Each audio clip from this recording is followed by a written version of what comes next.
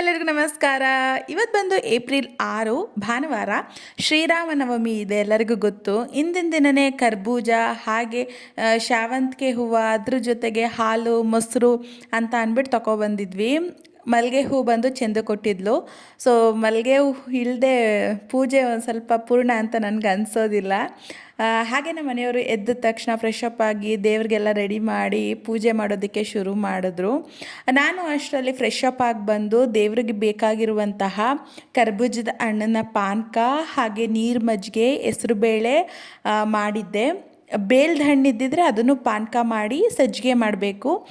5 ಥರ ಅಥವಾ 3 ಥರ ಮಾಡಬೇಕು. ಸೊ ಆದ್ದರಿಂದ ಒಂದು 3 ಥರ ಮಾಡಿದ್ದೆ ಅಷ್ಟೇ, ಸಿಂಪಲ್ಲಾಗಿ ಬೇಗ ಪಾನಕ ಅಂದರೆ ಬೆಲ್ಲ ಹಾಕಿ ಮಾಡೋ ಅಂಥದ್ದು. ಇಲ್ಲಿ ಹಾಲನ್ನು ಬಳಸಿಲ್ಲ ಕರ್ಬೂಜದ ಹಣ್ಣಿಗೆ, ಜಸ್ಟು ಏಲಕ್ಕಿ ಬೆಲ್ಲ ಹಣ್ಣು ಅಷ್ಟೇ ಹಾಕಿರೋದು, ನೀರನ್ನು ಹಾಕಿಲ್ಲ. ಹಸಿ ಹಾಲು ಬಂದು ರಾಯರಿಗೆ.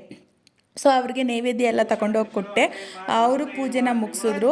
8 ಗಂಟೆ 8:15 ಅಷ್ಟರಲ್ಲೆಲ್ಲ ನಮ್ಮ ಪೂಜೆ ಮುಗೀತು. ಹಾಗೆ ದೇವಸ್ಥಾನಕ್ಕೆ ಹೋಗಬೇಕಾಗಿತ್ತು, ಹೋಗೋಕ್ಕೂ ಟೈಮ್ ಆಗಲಿಲ್ಲ. ಯಾಕಂತ ಅಂದರೆ ಇವತ್ತು ನಮ್ಮ ಮನೆಯವ್ರಿಗೆ ಕ್ರಿಕೆಟ್ ಟೂರ್ನಮೆಂಟ್ ಇದೆ. ಸೊ ಅವರು ರೆಡಿಯಾಗಿ ಹೋಗ್ತಾ ಇದ್ದಾರೆ. ಅವ್ರಿಗೆ ಪಲಾವ್ ಇತ್ತು, ಬಿಸಿ ಮಾಡಿ ಹಾಕ್ಕೊಟ್ಟೆ. ಸೊ ರಣಭಯಂಕರ ಟೀಮ್ ಇವ್ರದ್ದು. ಸೊ ಜಯವಾಗಲಿ ಅಂತ ಕಳಿಸ್ಕೊಟ್ಟೆ. ಸೊ ನಾನು ಕಳಿಸಿ ಇವತ್ತು ರಾಮಕೋಟಿ ಬರಿತಾ ಇದ್ದೀನಿ. ಫ್ರೀಯಾಗಿ ಕೂತಿದ್ದೆ, ಒಂದು 6 ಪೇಜ್ ಬರೆಯೋಣ ಅಂತ. ನೀವು ಇಷ್ಟೇ ಅಷ್ಟೇ ಬರಿಬೇಕಂತ ಏನಿಲ್ಲ, ನಿಮ್ಮ ಕೈಯಲ್ಲಿ ಎಷ್ಟಾಗತ್ತೆ ಅಷ್ಟನ್ನು ನೀವು ಬರಿಬಹುದು. ದಿನಕ್ಕೆ 1 ಪೇಜ್ ಬರಿತೀನಿ, ಆದರೆ ನಾನಿಲ್ಲಿ ಇವತ್ತು 6 ಪೇಜ್ ಬರೆದೆ. ಹಾಗೆ ದೋಸೆಗೆಲ್ಲ ನೆನೆ ಹಾಕಿ ಅಡುಗೆ ಮನೆಯೆಲ್ಲ ಕ್ಲೀನ್ ಮಾಡಿಕೊಂಡು ಅಡುಗೆನೂ ಮಾಡಿಟ್ಬಿಟ್ಟೆ. ಬಸ್ಸಾಂಬಾರು, ಕುಂಬಳಕಾಯಿ, ಹೆಸರು ಕಾಳು ಹಾಕಿ ತುಂಬ ಚೆನ್ನಾಗಾಗಿತ್ತು.